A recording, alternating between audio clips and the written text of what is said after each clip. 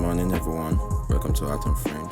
And today we'll be talking about art as activism and its impact. And right here with me today is my guest, Leslie Spurlock, an amazing documentary photographer and photojournalist. Leslie, good morning. Good morning. How are you today? And everybody else, I'm happy to be here. And what a perfect time for this space. Thank you, Leslie. It's an honor to interview you and get to know more about you. I would like to also introduce my co-host, Kafani. Hello, Kafani. Can you tell everyone about yourself? Hi, everybody. Welcome to another episode of Art Unframed. I am Kafani, Vulcan's co-host. And yeah, I am Kafani, an artist and photographer from Nigeria. My story is based off my African sensibility, my African culture, my emotion, and just basically fun things I like to do. And yeah, I am mostly inspired from me not wanting to be bored. I don't know if you understand that, but yeah, welcome everybody to our space. And yeah, I hope you guys enjoy what we have for you today. Hi, Leslie. Hope you've been well. And yeah. Thank you, Kafani. Leslie, you create stunning works of photography, and your work is so intense. Um, I would like to first start by asking how you got into photography and like the first time you picked a camera. I got into photography back in, I think it was 1985. So I've been around for a while. I was actually going to school for communications and to college for communications. But I decided out of the blue, wanted to work for Rolling Stone magazine because I wanted to photograph Sting. So I thought, well, I actually wanted to meet him. So I figured the best way to do that was to be a photographer for Rolling Stone magazine. So that's when I changed my whole life and my career path. And so I got a camera. I enrolled in college for photography, and it was back in film days. And I ended up deciding that I didn't want to work for Rolling Stone magazine, but I wanted to be a photojournalist. So long story short, but yeah, that's how I actually got into it, and have just had a passion for it ever since. So it's been a long, long time. That's great. So in your time in like going to school in photography, was there particularly something that you picked up, um, let's say, that kind of made you stand out from someone like self-taught? I will say probably, well, the thing about going to school is that we were able to study all different genres of photography. It was, part of our course, what we had to do. So I was able to eliminate the things that I didn't want to do because I tried them and I realized they weren't for me. So from there, I was able to decide what it is I actually wanted to do in photography. And then we also learned, back in the day, it was film days. So I learned all about developing and stuff. And since it was film days, I also learned how to set my settings and stuff like that manually, because you had no idea what you were going to get until you developed the film. So I was able to learn how to properly expose things without looking at the back of my LCD or whatever. So now I can go into a situation and I know pretty precisely what it is I need to put my settings at and stuff. So that helped a lot. And I also learned just, a lot of camaraderie in the photography world. So it was great meeting other photographers, people that had all different types of desires within photography. And it was such a great learning experience. I only went to school for it. It was a community college. So it was a two-year school. So after that, everything else I learned on my own. Thank you for sharing, Leslie. During your time covering Black Lives Matter and the events in Haiti, what or other places that you've covered, what moments impacted you the most in any of those places? Probably the moments that impacted me the most were covering both of those places because it was when I first covered Haiti. That's when I came to the real. I mean, I wasn't young, but I guess I was somewhat naive in a sense that I thought people cared. And covering Haiti, I realized the world really didn't care, and it made me sick to my stomach. So, that definitely had an impact on me. And also covering Black Lives Matter. It was seeing all the injustice and seeing the way people were treated. It just, you go into a situation as a photojournalist having to be neutral, but in your heart and in your soul, you know who you're rooting for, but you still have to cover things from both sides. But, it was a wide awakening. It was, a moment in history that I really thought things would change, and some things did, but not enough. And you realize how far we still have to go. So those are two things that I covered that had the most impact on me. I've covered other places, but definitely those two places and movements were definitely where I learned my lessons about humanity. Yeah, thank you. So how do you balance capturing truths without intruding of any of others people's life? How do you balance that? For me, when I go into a situation, I try my best to get to know the people and to know where they're coming from.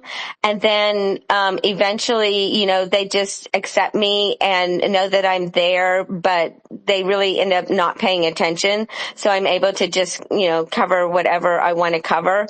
And that's what I really try to do. I try to be just unobtrusive and out of their way, but at the same time being up there close. But they actually end up eventually just like not even realizing I'm there because they're busy with whatever it is they're doing, whether it's whether it's, a disaster, a protest, they have things that they have to do. And I try to not be in their way, but I try to tell their story. So yeah, those are some of the things. Thank you. And I Okay. do, I do want to open up with one quote that I posted today on Facebook. It's from Toni Morrison. And I think this is the perfect time because right now things are just chaotic right now in the U.S., given the election. So I just want to open up with this by Toni Morrison. This is precisely the time when artists go to work. There is no time for despair, no place for self-pity, no need for silence, no room for fear. We speak, we write, we do language. That is how civilizations heal. Yes, Okay. yes, that's right. True, Leslie. Okay, sorry. Vulcan, do you want to say something? Yeah, you can go first, Kafani. Oh, don't worry, you can go. I wanted to comment on what she said and then ask a question. Okay. Yeah, I just wanted to say that um, yeah, it's during these moments where people are where there's chaos and different particular type of things happening in the world. That is where artists can lend their voice by by telling stories out here. At the same time, making an impact through their work, and you do that, Leslie. Thank you for your work. I'd like to pass it to Kafani. Leslie, you've actually always been an inspiration with how you tell your story, because I'm also a communication student and I'm studying photojournalism right now, and I'm really trying to practice it. But then I wanted to ask, like, how do you deal with like the challenge of censorship and like finding the right way to tell a sensitive story? And maybe, I don't know, with or without consent, or like, some people don't want their stories to be told, or I don't know, how do you just deal with that sensitive issue of telling the story in the right way when the story is sensitive? Do you get the question? Yeah, in that case, sorry, I got rugged for a minute there. In that case, it just depends on the situation, really, but I try to be sensitive of people. If they don't want their story told, then that's fine. I'm not going to just shove my camera in their face and do that. I guess I learned a long time ago what was important to me. And I used to go out with a television news photographer back when I was in school days. He would take me out while he was covering the news so I could see, how they did it. And I saw this wreck, and it was a horrible wreck. And the person was covered in a sheet, and there were photographers in people's faces, and same with a house fire that killed some children. And I didn't feel right shoving my camera into their faces at all. And I realized at that point, I didn't really want to be a news photographer in that sense. I wanted to tell stories that people needed to get out there, stories that, like protests, where they want the world to know what's happening. As far as injustices, I cover stories like in Haiti where there were injustices happening, where there was a flood that killed, over 3,000 people, and they wanted their story out there. So those are the type of stories I tend to go with. I have the luxury of not working on contract. I'm a freelance photojournalist, so I can pick and choose what I cover, and I like it that way. I'd rather not work for someone that they tell me what to do, because I don't feel right in some cases sticking my camera in people's faces. I want to tell stories that the world needs to know and that people want told. So that's usually how I handle things. Now, there are times where, when I'm covering a protest, if there's violence happening, then I will photograph it, whether or not they want me to, because, it needs to be out there. It needs to be shown what's happening. And that typically happened on one specific side. So people need to know that that's happening. So there are times where I just have to do it. But most of the time, I'm very sensitive to people and their feelings. Like I'm actually heading to Morocco next weekend, and I've found out that people don't like their photos taken there because they think that it steals their soul. So I'm going to be very respectful of that culture, and I'm not going to do it without asking. And if they let me do it, great. If not, then, I move on. That's one of the challenges you have to face as a documentary photographer. Another thing I would like to say is, like, when you're in the field, what's your approach to getting those shots? Like, how do you like go about it? For me, like, it just depends on what it is I'm covering. If I'm covering a disaster or something like that, I try to live among the people, and I try to tell their story from their side of what's happening. Like when I cover hurricanes, a lot of the time, if I can, I try to stay with the family so I can feel what they're actually feeling and not stay in some fancy hotel that's protected and stuff like that. Because I don't think that I could feel what they're feeling as much in that case. When I went to Haiti to cover the flood, I stayed among the people. When I covered the rebels, I lived with the rebels. I lived in the slums of Haiti, so I knew exactly what was happening and what they were going through. So I try to do that whenever I can. And, I try to understand the story, all sides of the story. I do a lot of research beforehand, and I do stuff like that.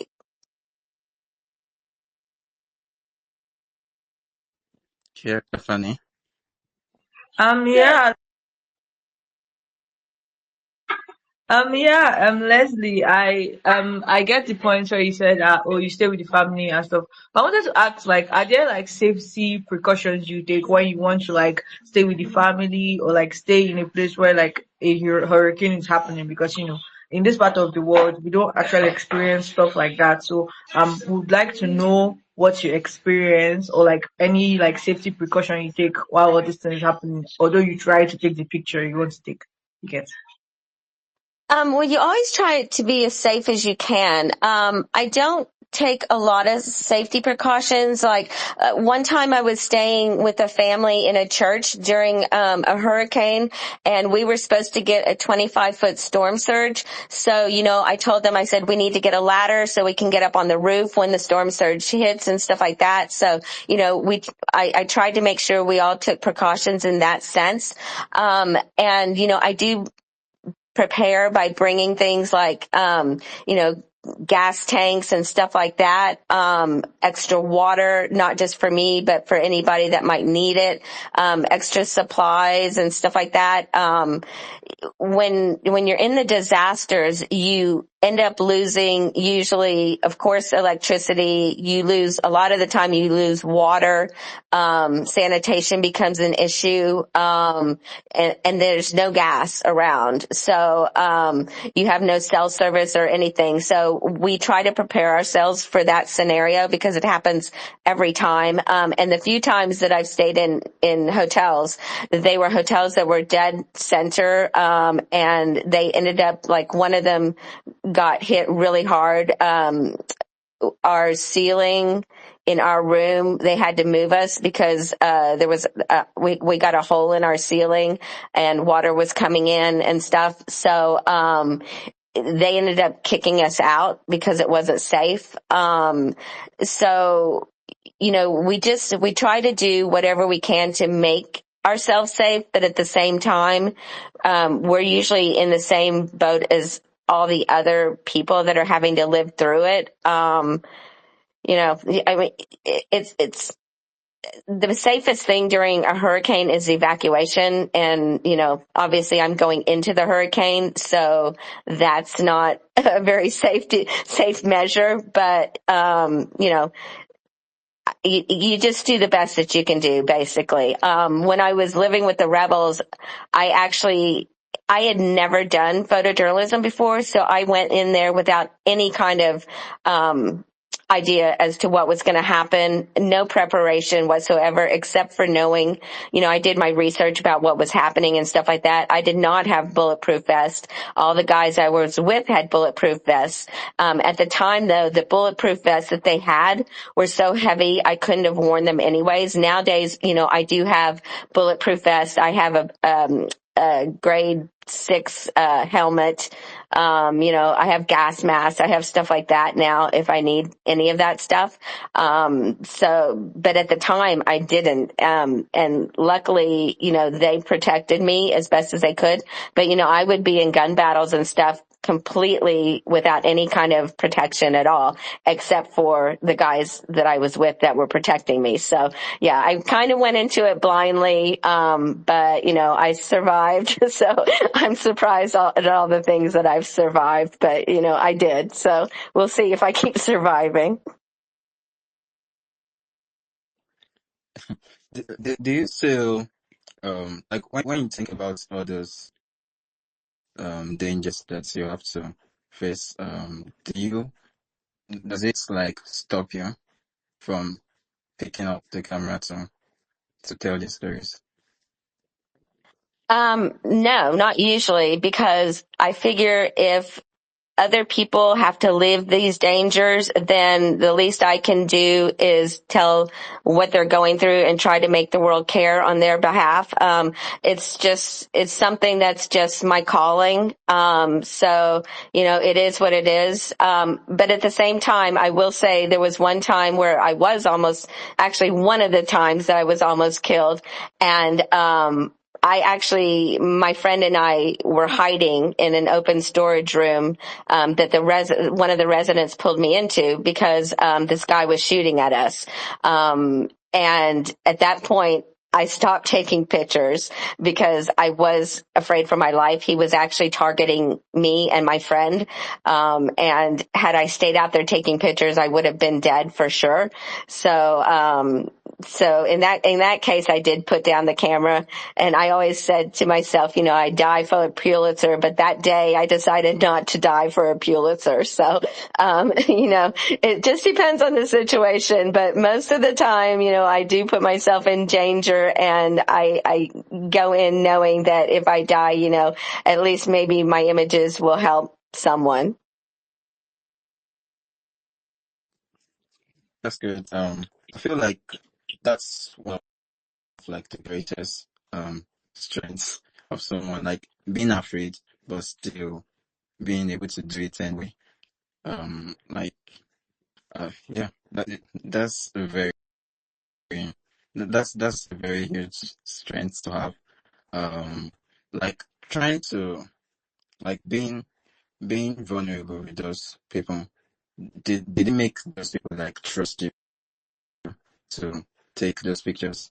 I mean, like living in the situation with them, like being exposed to the dangers they were in. Did it make them like able to like did it give them the trust, like to trust you to continue taking those shots? Oh yeah, most definitely. I've been very lucky in that majority of the time, I don't know, I get along with people pretty well, and they do tend to trust me, but when you spend more time with them, then you gain more and more trust. So for example, when I was with the rebels, there was a time where they were about to execute someone, and they still let me take the pictures. They may not have, had they not trusted me, because it did make them look bad, but they knew I was there to do that, and they allowed me to do that, despite the fact that it might make them look bad.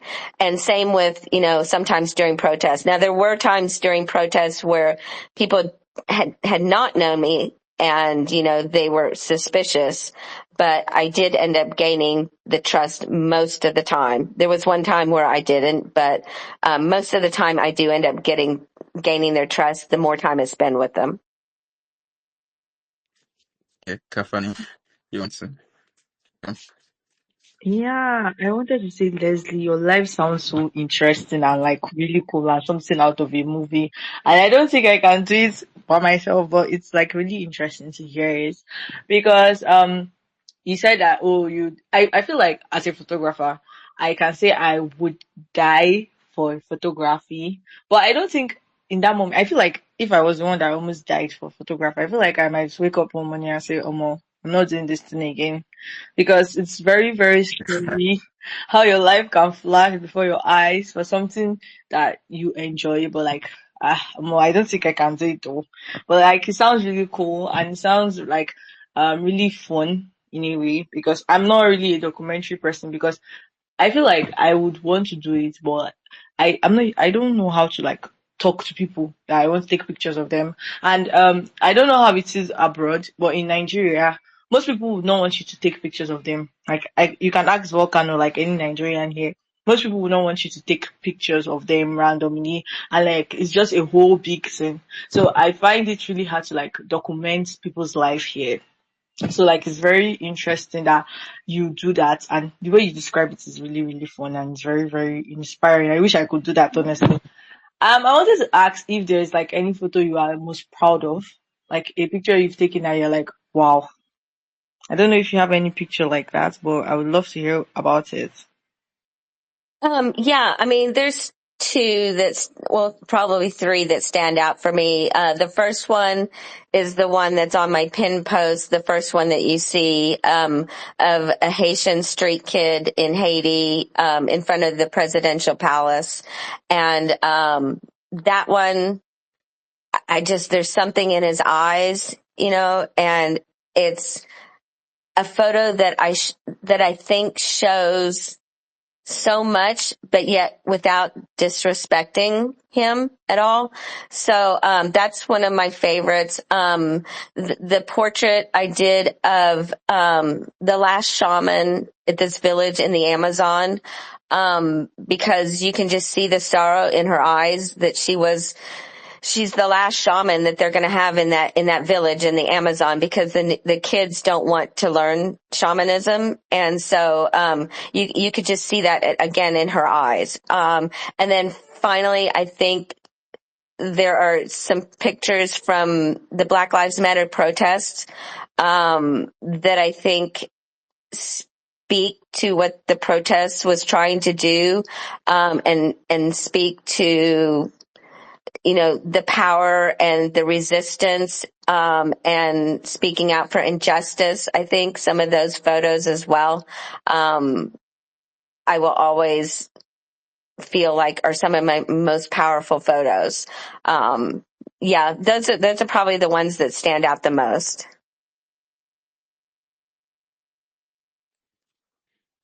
Yeah, thank you. If you could like photograph one historical event, what would it be? What would be like your choice? Whew, that's a tough one. One historic event. I would normally say the Holocaust because we needed those photos, but I don't think I could have witnessed that without trying to save all the people. It would have been really, really tough. So I would have to say I would really have loved to have photographed Martin Luther King. That to me would have been just amazing when he, was in Washington, D.C., that moment in history. It's just, it gives me chills thinking about it. So I definitely would have loved to have been there to photograph that. That's great.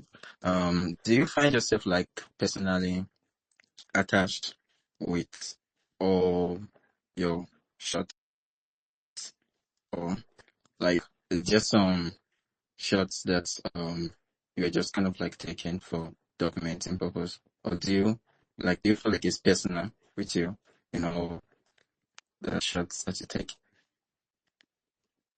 Yeah, I do feel like they're personal because I do get attached to the people and I do feel for the people. I'm a little different from some photojournalists in that way because, they've had to harden themselves and try to, because they have to. These are war photographers that cover things day in and day out. And so they have to become somewhat hardened. But I don't do it as often as they do. And so, I pick and choose what I cover. So I do get emotionally attached, even though I still photograph, both sides of the story. I try to be neutral in my coverage, but yet I do feel so personably about some things, mostly to me, the things that I want to cover are things that I feel where my images will actually maybe make a difference and make the world care, that's the type of work that I want to do and want to photograph, because that to me, it just speaks to my soul. I just want humanity to actually care about people, and so that's what I try to do with all of my images that I do in these type of circumstances. So I do feel personally about so much of the stuff that I cover. Okay. Thank you, Leslie. Kafani, do you have a question? Um, yeah, Leslie, thank you so much for like all you said. And yeah, talking about humanity, I saw that you said in a tweet like a while ago, Shada, you wanted to start like a non-profit and stuff. Like, I don't know if it's like personal or you want to talk about it right now, or like you don't want to talk about it right now. But if you do want to talk about it right now, I would like to know like what you would want that non-profit to be about. Like, I know you're big on helping people, you're big on documenting people and stuff. So I would like to know what you would like your future non-profit organization to cater to. I don't know if you'd want to talk about it, but it's fine if you do not. Yeah. So this is the reason why I haven't started one yet, because there are so many different things that I want to do in terms of a nonprofit that I can't narrow it down to just one. So, and I can't start with trying to do a bunch of stuff. You have to concentrate on one. And I just haven't been able to decide which one. There's so much I want to do. I want to do disaster relief. I want to help people in other countries in some way. I want to teach, photography to kids that, in impoverished, areas throughout the world. There's just so much that I want to do. And I want to do things with climate and stuff like that, and, the Amazon and stuff. So there's so much that I want to do. I just can't narrow it down right now to which, I think will be the first one and will be the most important one. Because to me right now, I mean, they're all so important. So I just don't know yet. Yeah, Leslie, that's like really, really beautiful because each and every one of them, which of the things you listed are really equally important and like really beautiful. I want to help those kind of people. And yeah, I actually like, not investing basically, like collaborating and helping out with non-profit organizations in Nigeria. And yeah, I don't know if you like willing, probably when you start your own, if you'd be willing, you said you wanted to teach, kids photography and stuff. I don't know if you'd be willing to like collaborate with other people, maybe other photographers, other creatives. I don't know if you'll be willing to do that. If or when you start your non-profit, but like I feel like it would be like something I would love to be part of. And yeah, that's all I have to say.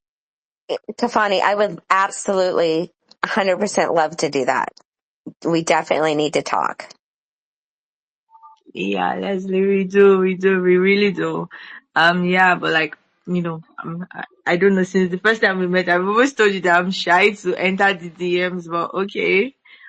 I would actually definitely text you one of these days to just talk about it and, talk about photography in general. You're really, really awesome, honestly, Leslie. I don't know if people tell you that, but Slide into the DM. Slide into the DM.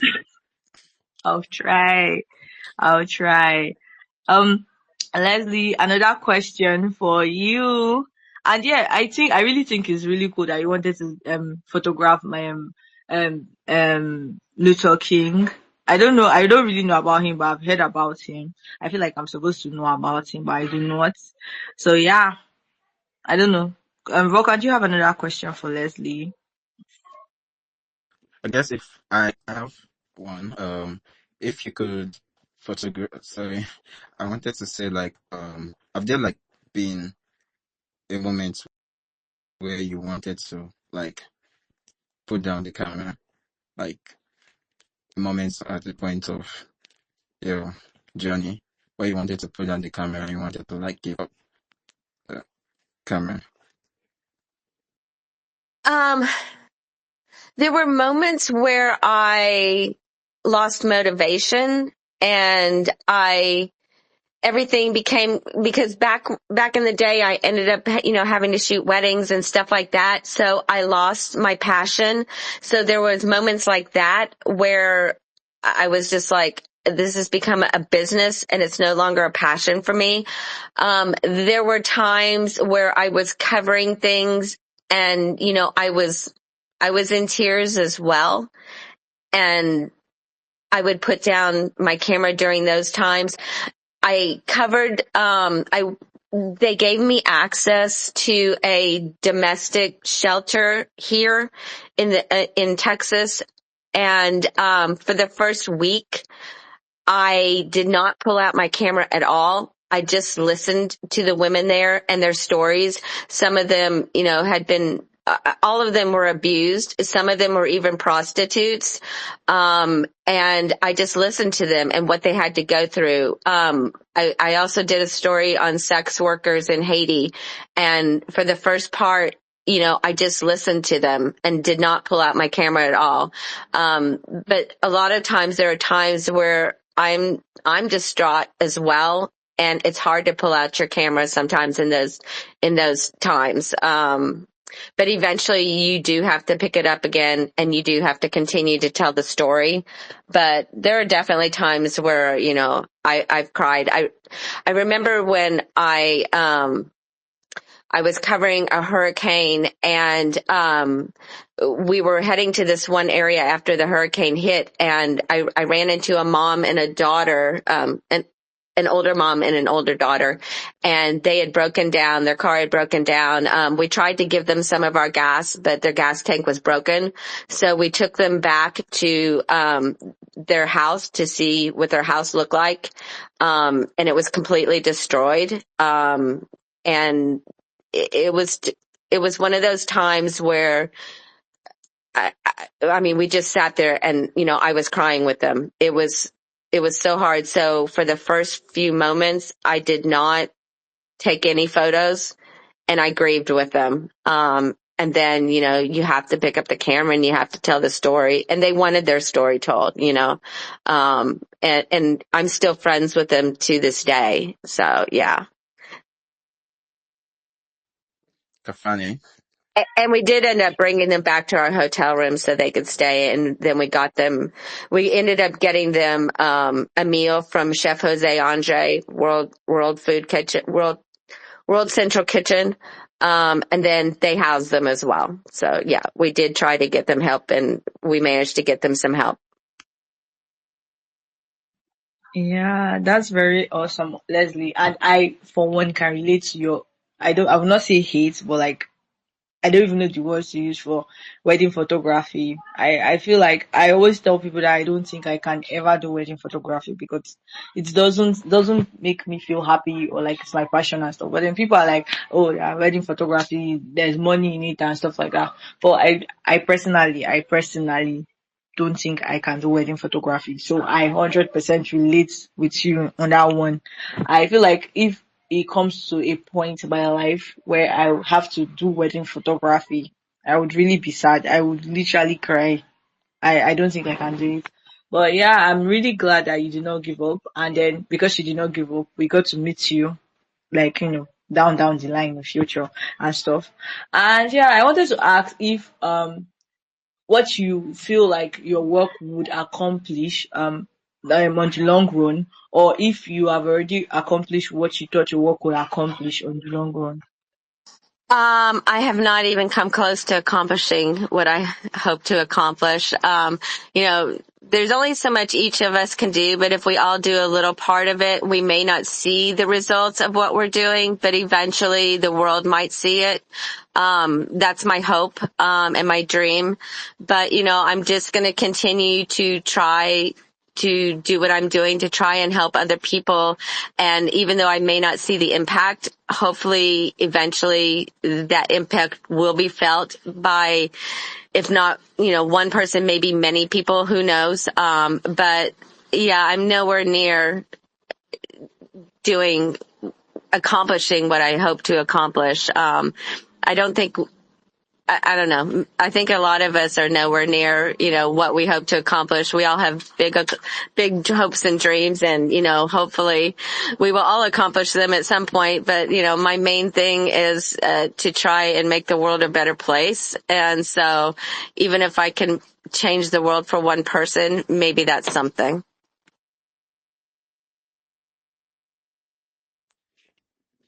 Thank you, Leslie. And I want to talk about um, your journey in the Web3 space and NFTs,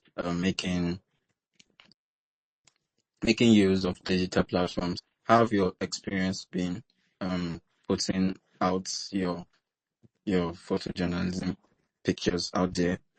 How has your experience been so far? It's been off and on. There's still a lot of people that don't appreciate photojournalism, but there are some that do. And so I continue for those people that do. I know I'm one that does highly appreciate photojournalism, activism, photography, or activism art. I have been able to collect a lot of activism pieces from artists.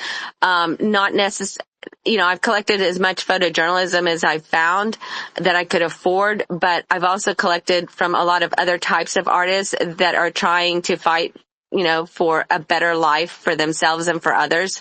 I love being able to collect that type of work and helping in that sense. But we still have a long way to go. And, I feel like in the coming days, we'll see more and more of that type of work coming out, hopefully. Because, things are happening in this world that shouldn't be happening. And so, hopefully, we can spread it through our art, and we'll see. I have no idea, but and the space has been great for the fact that we can help other people in other countries and even in our country by supporting these nonprofits and stuff like that, and actually supporting other artists that are having to flee countries and stuff. It's been great in that sense. We've come together as a community to help out other people. And to me, that's one of the greatest things about Web3 is that we've been able to do that. And we've actually been able to personally help individual artists as well. Like when I said fleeing the country and stuff like that. So, it's been great for that. Yes, one of the things I love about this space is the aspect of us being able to support ourselves, um, regardless of where we come from.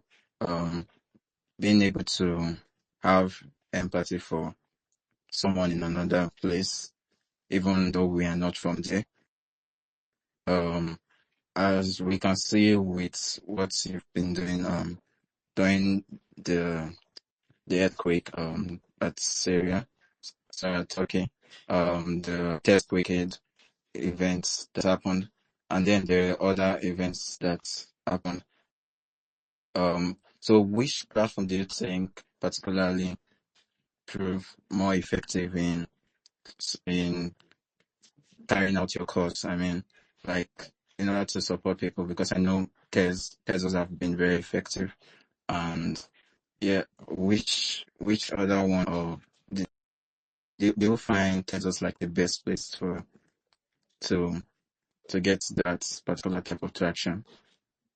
Yeah, I mean, I think Tezos has been the absolute best as far as that goes because the community there is very caring and they come together and they create these, like Tez Quake Aid and stuff like that. And it's been very effective and it's been amazing. I'm not familiar with a lot of other actual platforms that have been doing that. There are people that have started things, but as far as a platform itself, I think Tezos has been great for that, and I hope they continue to be great for that. That's one of the reasons why I'm still on Tezos. Yeah, I like the aspect of um being able to buy an open edition to support a cause. Just and the test quick have been able to effectively do that without having to worry about like gas fees and everything. And yeah, in but that particular type of effort was like little drops of water making my ocean, that type of thing. Um, another another question I would like to ask would be uh let me see.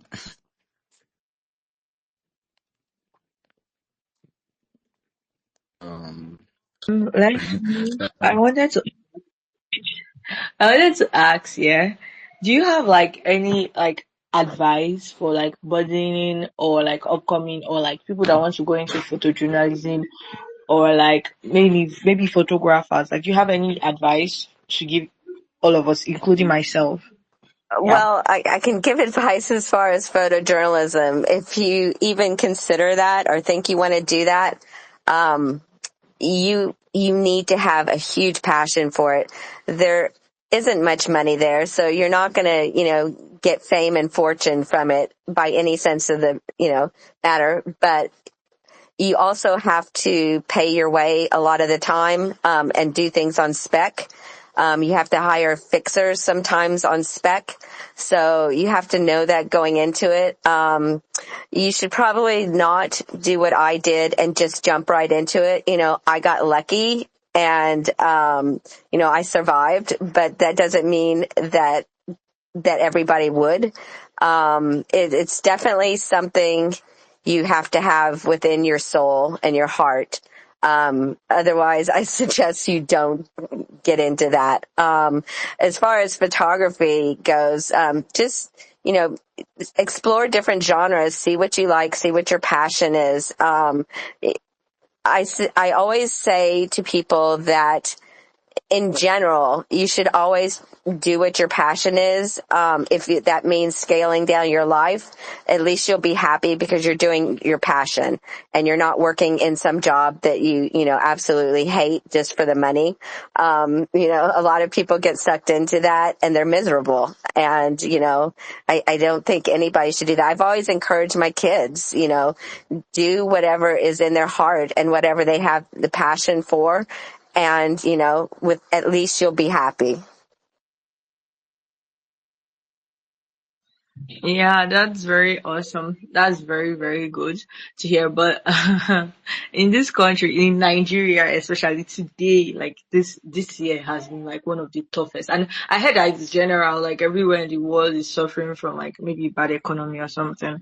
I don't know how true that is. But then it's very hard to tell your Nigerian parent that, oh, I want to do something for passion. Because even when I told them I wanted to do this photography for my passion, but also it's not as easy as we make it sound sometimes. It's very hard to tell someone that, oh, that you have to do something that you're passionate for, that there will not be money there. Because let's not lie, everybody needs money.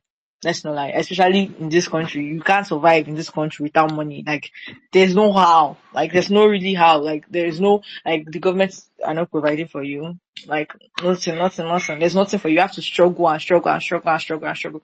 So most people like going, taking professional courses and stuff. So it's really hard to see photographers in Nigeria. And even when you see photographers in Nigeria, it's very sad to see that nobody really cares about photographer in Nigeria. They feel like, oh, you're a photographer. Like when you say you're a photographer, it's as if you're saying like, oh, maybe a mechanic. Even say, yeah, what's the name mechanic? It's like they're like, it's just maybe it's just to click a button and then you bring picture. What I can do it basically. And then I don't know if you know the equivalent of like how low the naira is right now. If you want to take a photograph of somebody, they can tell you that, oh, they'll pay you 150 naira, and that 150 naira is like, I don't know, maybe quarters, Abi. What do you guys less than $1 in you guys you currency? should ask So them it's if they just want to very buy very tomatoes. like it's very sad to be a photographer in Nigeria. Most people abroad do not really understand it, and it's just very sad because even when I first came into this space as a photographer, yeah, I think I met you like maybe like 3 weeks after I joined the space. Like it was very very very no welcoming because I was like, oh, my country is not welcoming me, and the Web3 space is not even welcoming me, because like everybody was like, oh, you're a photographer. What's that? It's not like they were really, really, they made me sad. So at first I wanted to give up hope, but then I just felt like, oh, I am very, very passionate about this, and I feel like I see myself doing it a long time. So I feel like, oh, I can take your advice on doing it because I love it. But I don't feel like everybody would do it. Even I'm sure that some photographers quit in this country because of how hard it is to be a photographer in this country, and most photographers are already migrating abroad and running away. You can ask Vulcan and other Nigerians here. So I am really glad that I got to see you, and I get to see you every time chasing like a dream I have, but I can't chase right now because of how bad it is in the country I am. So yeah, like I said, you're a very, very big source of inspiration. Although I don't get to like talk with you for like a lot and stuff. But like it's just really nice to see, and I really, really, really love your advice.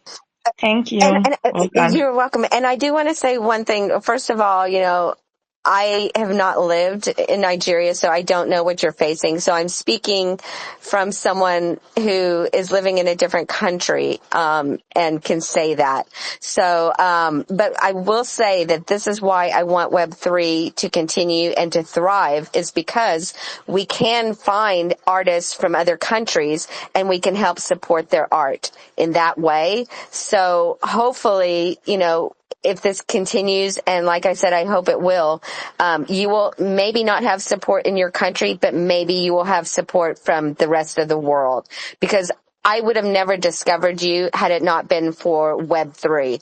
And so, and that goes for many other artists here from all over the world. And that's what I love about this space, is that we can maybe set your career going by this space that we're in. So hopefully that will help, and hopefully it will continue to help. I know right now, we've been in a lull for a while here, but hopefully we'll see a rise in this again. And, you can maybe make a living by showing your work here and selling your work here, even though that's not going to necessarily happen within your country.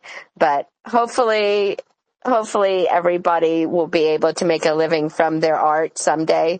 We'll see. But yeah, and I say all that I said, and yet I was a single mom, so I know that I had to do wedding photography because of the fact that I was a single mom and had to make a living, even though that was not my passion. So I know I did it. So I totally get where you're coming from in that sense.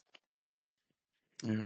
I think sometimes we do things we don't particularly like, so we can keep doing the things that we love, and that's that's the way I see it through it. Yeah, you have like a particular aspect of photography that you enjoy, and then there's the other aspect that you don't really enjoy, but you have to do it so you can keep doing what you love doing. Um, if what's a story that you feel isn't getting enough attention right now, but deserves the spotlight? Well, there's quite a few. I mean, there's what's happening in Tigray. There's what's happening in Ukraine. There's what's happening in Iran. There's what's happening in Gaza and Israel conflict. There's so much happening around the world. And when I subscribe to this thing that tells me all the different conflicts around the world, and so many of them, they don't even see the light of day when it comes to news stories. And there's just so much going on around the world that it's not even funny. And I think we need a lot more eyes on what's happening. It's just it's insane, the amount of conflicts and the amount of horrible things that are happening that we need to continue to bring light to. And we did do that for a while for Iran, but now you don't see hardly anything about that anymore. Same with Ukraine, and they got bombs, I think yesterday or something I read. So there's still so much happening that people just aren't even seeing, or they're closing their eyes to it. Yeah, and another thing I like about the Web3 space is being able to connect with all those people on a different level in the aspects of like during the time they were having um a situation in Iran last year, and even now you can still get to connect with those artists that are going through a lot there, and like even though they have this restriction, this like VPN situation and other type of forms of ways in which their government have tried to restrict them. Um, the Web3 kind of brought a system to yeah to give them the support that they need. Um, in the aspect of what Tezos what we were able to do in Tezos last year, and yeah, I don't know if like and there's anything that is happening at this particular point in time during this situation. Yeah, I wanted to ask if there is is there anything going on, or is there like a plan? In Iran? Yes. See, that's a good question. I don't know because they're not really reporting it. The only thing that they're reporting is the bombs and stuff that have been going off there, or the missiles. And I know that happened, I guess, what was it, a week or two ago? Luckily my friends were safe, but I know that just from talking to my artist friends, they're suffering so badly there right now. And no one's talking about them. You know, they will report on, you know, the missiles and stuff like that, but they don't really report on what's happening to the people of Iran and what's happening with their, you know, their livelihood, the fact that so many of them are scared right now. So many of my artist friends are saying how scared they are, and you know they're not able to really make much money and stuff like that. There's so much going on that's just not being reported, and it's really hard to report from there because you know, like I can't just go in there and start photographing and telling stories. It's not easy. And there are a few countries like that where it's just not easy for us to gain access and to tell the truth, unfortunately. So we just have to find out from, you know, our friends that are actually living it. And, you know, I don't know. I don't know what more to do in that sense, but, you know, all we can do is just keep our eyes open and listen to our friends that are, you know, dealing with this day in and day out. Thank you, Leslie. I think I have someone that wants to ask a question from the audience, so I brought him up. Bami. Bami, do you have a question for Leslie? Bami? Yes. GM Vulcan, GM Kafani. Shout out to you, Leslie. I am so much happy that, this kind of interview is coming up. And, shout out to you, Vulcan, for putting this together. And I really learned a lot from what Leslie, said. And I would really love to ask, since when has she been doing the photography, professionally? I really want to know because it takes only someone that has passion to talk in depth about photography like this. Yes, that is my question before I say what I want to say next. Yeah, so I started photography in 1985, and I think I started selling my first work a couple of years later. It was work that I had done in Malaysia, and it was, you know, mostly landscape work and stuff like that. And then I took off for quite a while. I had kids, and then I got back into photography as a sort of a career when I went to Haiti. and then that was in 2004. And then, since then, there were so many times where I, was raising kids and I wasn't doing my photography professionally. So it was kind of back and forth for many, many years. And I've since been doing it professionally now since, I guess I started getting into weddings around 2006, 2008, somewhere around there, and have been doing it professionally ever since. So yeah, off and on since 1985. Yes, that is very, very incredible. That is very, very incredible. And, shout out to you. Thank you for not giving up, because if that are setting, we not have the opportunity of hearing this and knowing your story. Shout out to you. Thank you so much.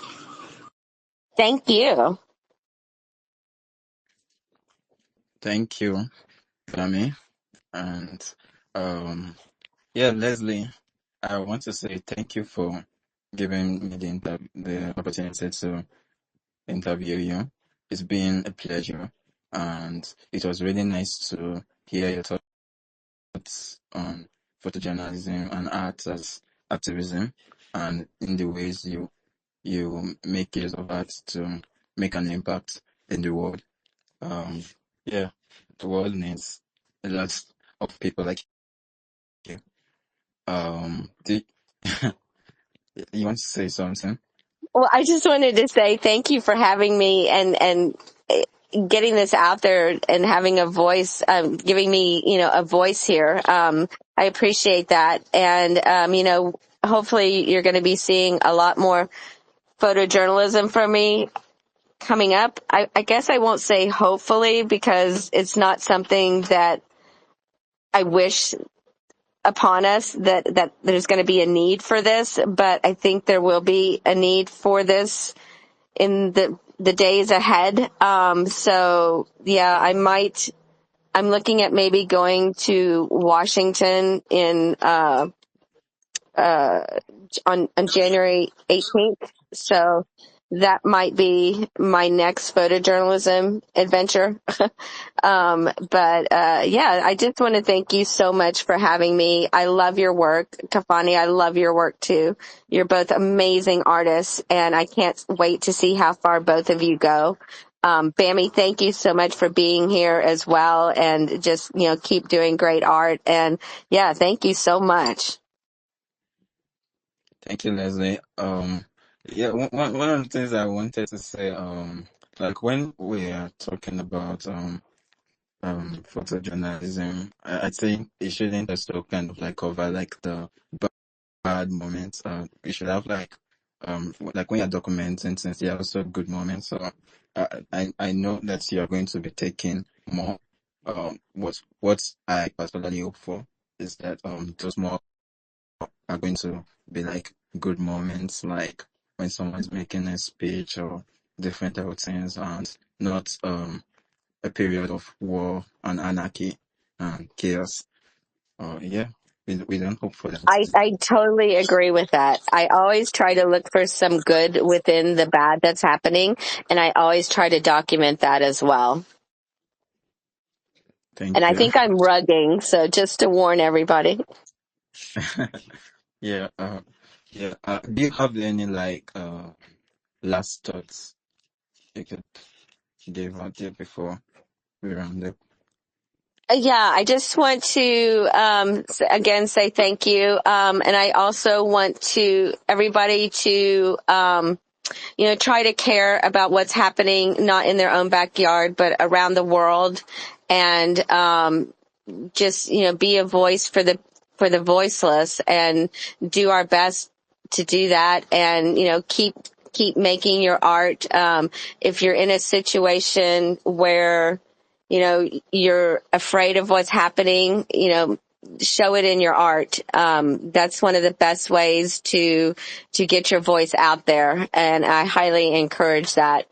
And yeah, just thank you so much, and please everybody just keep trying to make this world a better place however you can. Thank you, Leslie. Kafani, you have any thoughts? Leslie, thank you for coming and thank you for always being an inspiration. And yeah, thank you for the advice. Thank you for everything.